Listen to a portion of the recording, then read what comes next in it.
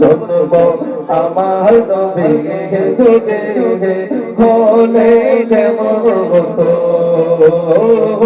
জন্ম আমার নবীর যুগে হলে ভালোই হতো।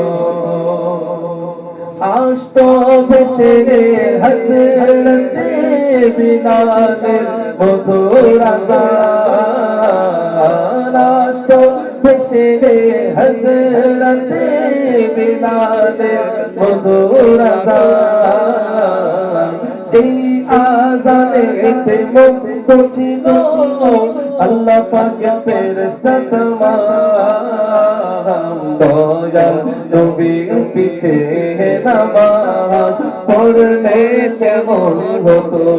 বলেন সুবহানাল্লাহ। নবীর যুগে থাকতাম তাহলে আল্লাহ নবী সাল্লাল্লাহু আলাইহি সাল্লাম চাঁদকে দুঃখিত করতেন আর আমরা দুনিয়া থেকে দেখতাম আর হাসতাম। বলেন সুবহানাল্লাহ।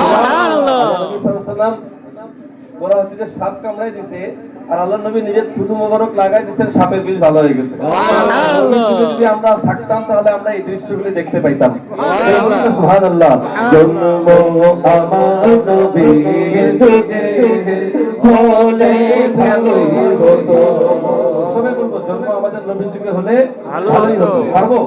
জন্ম আমাদের নবীর যুগে হলে কেমন হতো, জন্ম আমার নবীর যুগে হলে কেমন হতো, জন্ম আমাদের নবীর যুগে হলে ভালোই হতো।